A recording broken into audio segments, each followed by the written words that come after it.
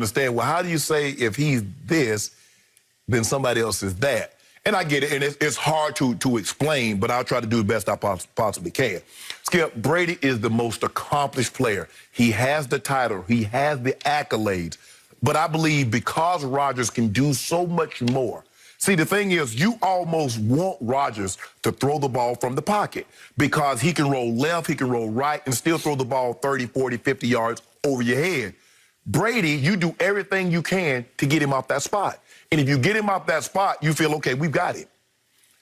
Because Brady has never had legs, that's another aspect of his game you don't have to worry about. That's what made Rodgers so deadly. That's what makes Mahomes so deadly. Because now, although he's not Kyler, let's not confuse Patrick Mahomes or Aaron Rodgers with Kyler Murray, they're dangerous enough with their legs to pose a problem. So the question that I ask, if Aaron Rodgers or Peyton Manning would have had Bill Belichick for 20 years, do you think they have less Super Bowls than what Tom Brady has?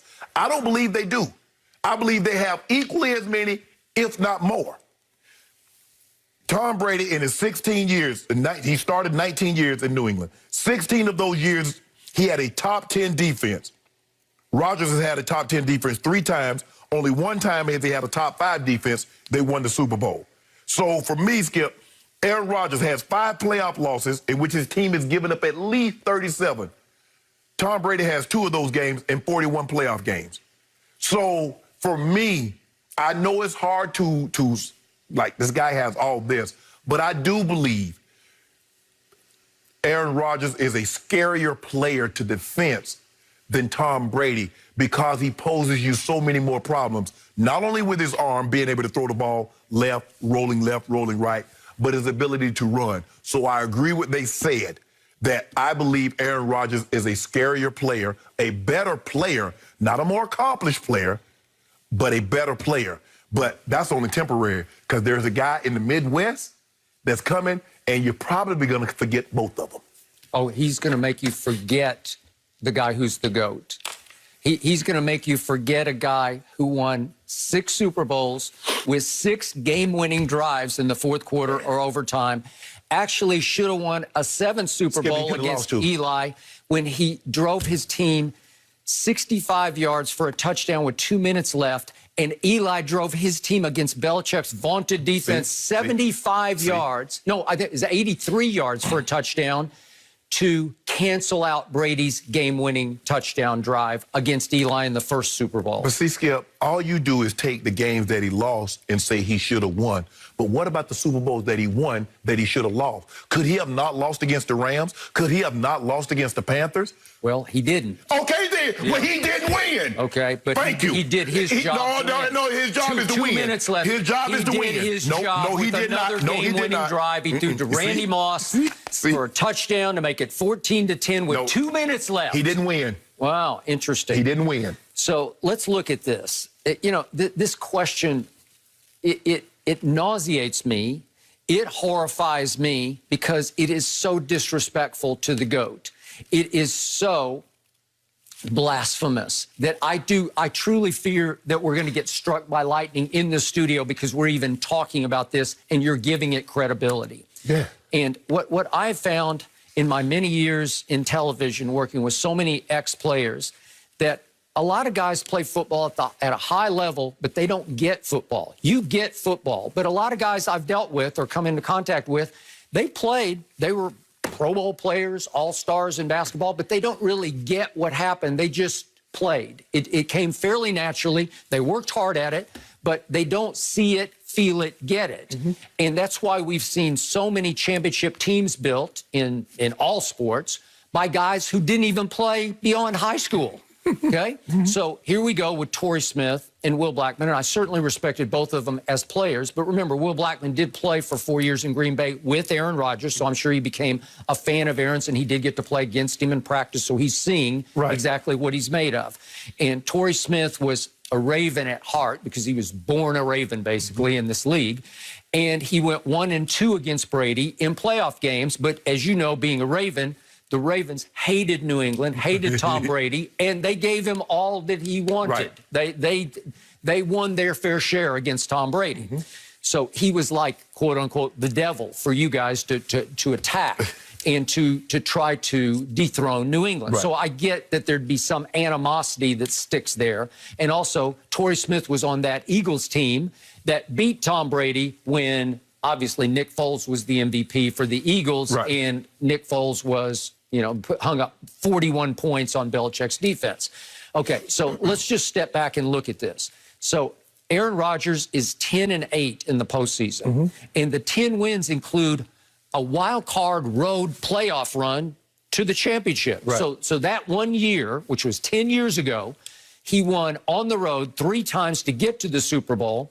And then in the Super Bowl, obviously it was at Jerry World. So away from the frozen tundra, the hallowed tundra of Lambeau Field, he won 4 games. Those are included in his 10 wins, obviously. And then you look at his since then, he's been 6-7 in the postseason. And those 6 wins since have included a win over the Vikings when they had a receiver named Joe Webb have to start at quarterback, and over my Dallas Cowboys when Dez obviously caught it and they should have won the game, and against Kirk Cousins when he was like 8th Cousins at that point.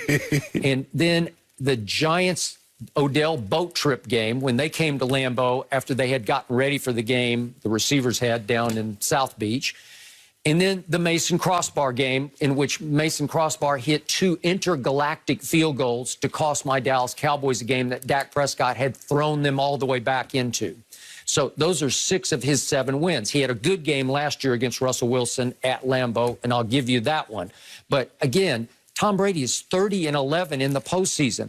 Tom Brady has played some of the greatest AFC championship games we've ever seen, especially at Kansas City against my homeboy. 3 straight 3rd and 10 conversions. Defense let him down, though. Okay, but it was greatness personified. You got to watch greatness in the overtime. And then how about against Saxonville when they had the hottest defense in pro football and they come into New England and Brady had just slit his hand open in practice, or maybe it was a home accident, as you suggest. Skip, 20 stitches in his hand. If you don't mind me asking, who's the quarterback? Who's the quarterback for Jacksonville? Was it Gabbert?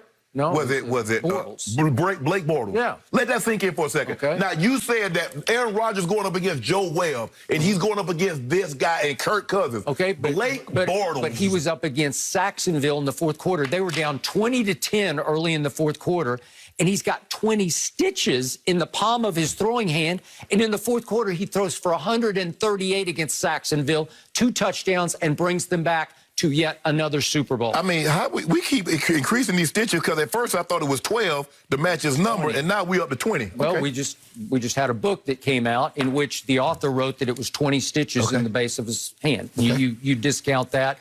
And even the coach discounted it. It was the beginning of the end of Tom Brady in New England because the coach dismissed it as not exactly open heart surgery. So what we're going to do? So what we're going to do about these 5 games in which Aaron Rodgers' defense has given up 37 points and Brady in 41 has only given up 2 of those games, and one of them was in the Super Bowl.